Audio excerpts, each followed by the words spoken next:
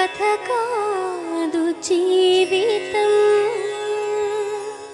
వెళ్ళిపోయినా అక్కడ సత్యం sir lawyer అని ఉన్నారు మేడం.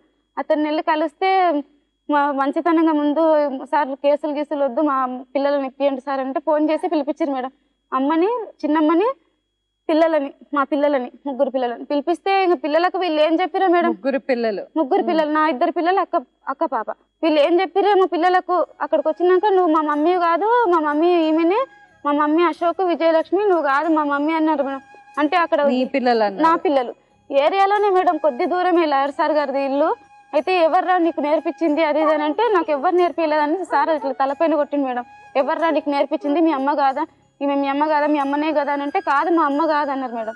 అంటే పెద్ద మనుషులు ఉన్నారు మేడం అట్లే పంచాయతీ కోసం వచ్చారు మేడం. అక్కడ పెద్ద మనుషులు కూడా చెప్పారు మేడం ఈ తల్లికే చెందుతారు పిల్లలు నువ్వు ఎంత పెంచినా ఏం చేసినా తల్లికే చెందుతారు నువ్వు అట్లా చెయ్యొద్దమ్మా అంటే వాళ్ళపైకే వీళ్ళిద్దరు అమ్మ చిన్నమ్మ పెద్దగా నోరు చేసారు మేడం. మా అమ్మ చిన్నమ్మ ఇద్దరు. ఏమ్మా ఎందువల్ల అలా చేశారు మీరు? నేను ఆ మాయలో పడిపోయినా మేడం. నేను ఏది తెలియకుండా అని సంపాదించి ఒక దగ్గర పొదుపు చేస్తుంది కదా. ఇద్దరు పిల్లల పెళ్లి ఇద్దరు కష్టపడి చేసినాం కదా. నేను ఆమె కష్టపడి చేసినాం కదా. మిగతా ఇద్దరు కూతురు చనిపోకముందుది కూతురు ఇంకా కన్మ ఇద్దరు కూతుర్ల పెళ్లి ఆమెనే చేస్తుంది కదా. ఒక కొడుకు ఉంటాడు కదా. ఒక కొడుకు ఉంటే నా భర్త నాకు సరిగా లేడు కదా.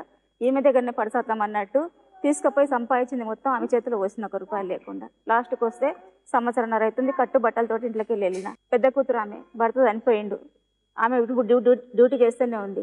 అయితే 6 నెలల కిందట ఆమె నా దగ్గరికి వచ్చింది. అయితే డే నైట్ ఆమె డ్యూటీ చేసినా కూడా మళ్ళీ ఇంటికి రావాలి బట్టలు ఉతకాలి వంట పని చేసుకోవాలి. తెల్లవారుజామున 7 గంటల డ్యూటీ ఉంటే 5 గంటలకు లేవాలి వంట చేయాలి డ్యూటీకి వెళ్ళాలి. మళ్ళీ ఆమెను అట్లే పోరాడుతుంటే ఓ రోజు మనసు ఇరుచుకొని ఎంతమంది ఇంట్లోకి వెళ్ళి ఇది చేస్తుంది ఎంతమందిని పోరాడుతుందని నైట్ డ్యూటీ చేసి నా దగ్గరికి వచ్చి ఫోన్ చెప్పించింది. మరి నా బిడ్డ సంపాదించి పెట్టామని నెలకు కనీసం 3-4 వేలు 5 వేలని తీసుకొస్తుంది. మరి నా బిడ్డ ఎందుకు రాలేదని ఒక మాట నా దగ్గరకు వచ్చి అడగలేదు. పక్కల ఉన్నా కొంచెం దూరంలో ఉన్నా కూడా ఒకరొకరు పోని అన్నట్టు ఇంట్లోకి వెళ్ళి మొత్తం తీసేది. ఇప్పుడు ఆ పిల్లని నిలగొట్టినప్పుడు ఆ పిల్లతోటి ఏమవసరం మేడం? ఆ పిల్లకు భర్త లేడు మళ్ళీ కనే అవకాశం లేదు. ఆమెకు చేసుకోలేదు మళ్ళీ మ్యారేజ్ చేసుకోలేదు. మ్యారేజ్ చేద్దామని భర్త చనిపోయిన మ్యారేజ్ చేద్దామంటే నీ జీతానికి ఆశపడి వస్తాడని చెప్పింది. అట్లా చేసుకోలేదు. ఆ పిల్ల మనసురికి చేసుకోలేదు. ఇప్పుడు 6 నెలలు ఆ పిల్లకు చూస్తాయి. నిన్న మొన్న చూస్తాయి ఫోన్లు చేస్తే ఏమన్నది సచ్చినాక వచ్చి చూయించకపోతా కనీసం ఆనంద్ తోటన్నా మా బాబు పేరు ఆనంద్ పిల్లగాడితోటన్నా పంపియమ్మా ఇట్లా చూస్తా అంటుంది. ఫోటో చూసుకొని ఏడుస్తుంది అని అంటే చనిపోతే వచ్చి చూసుకొని పోతా కానీ చనిపోయిన తర్వాత ఏం చూస్తాం మేడం? ఆమె పిల్లని ఏదంట చెల్లెలే కదా నీ అంటే మొదటి నుంచి మీరు కలిసే ఉన్నారు. నీ పిల్లల్ని వీళ్ళందరినీ ఆవిడే చూసుకుందని అంటున్నా. ఇప్పుడు మళ్ళీ కూరగాయలు అమ్ముతున్నా. పాప చనిపోయినాక కొద్ది రోజులు బంద్ చేసిన. నేను బండి మీద ఉన్నా. మరి ఇంతమంది మీరందరూ సంపాదించే డబ్బులు ఆవిడ చేతికి ఇవ్వాల్సిన పని ఏంటి? చిన్నప్పటి నుంచి అందరం ఒక దగ్గర ఉన్నాం కదా మేడం.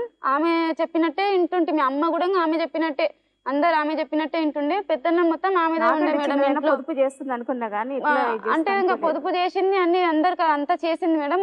మొత్తం చేశాక డబ్బులని కూడా ఇంకా వీళ్ళు అవసరం లేదనుకున్నది మేడం. ఆమె మనసులో విషయం అంతే. వీళ్ళు అవసరం లేదు వీళ్ళు ఉంటే ఇంకా వీళ్ళకి ఏమని ఇవ్వాల్సి వస్తుంది అని ఇంకా వీళ్ళ అందరిని అలా అనుకునేటట్టయితే అసలు చిన్నప్పటి నుంచి మీ అందరినీ చిన్నప్పుడు లేదు మేడం అట్లా.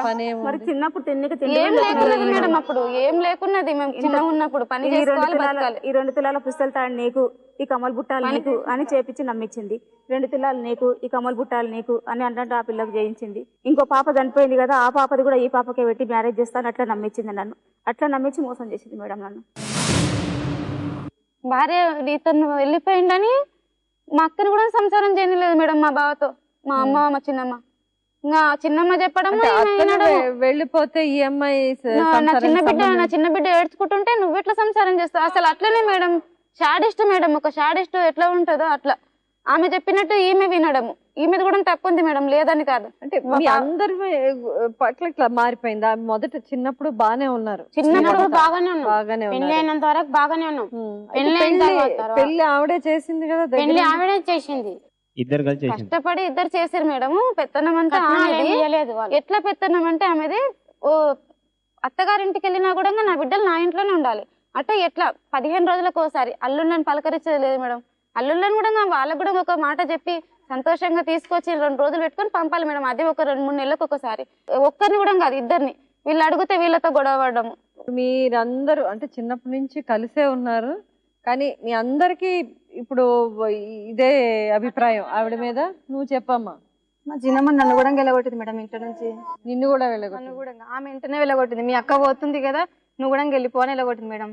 ఇప్పుడు భర్త రెండో పెళ్లి చేసుకుని ఆవిడని వదిలేసాక మీ అందరిని దగ్గరికి తీసుకుంది మేడం.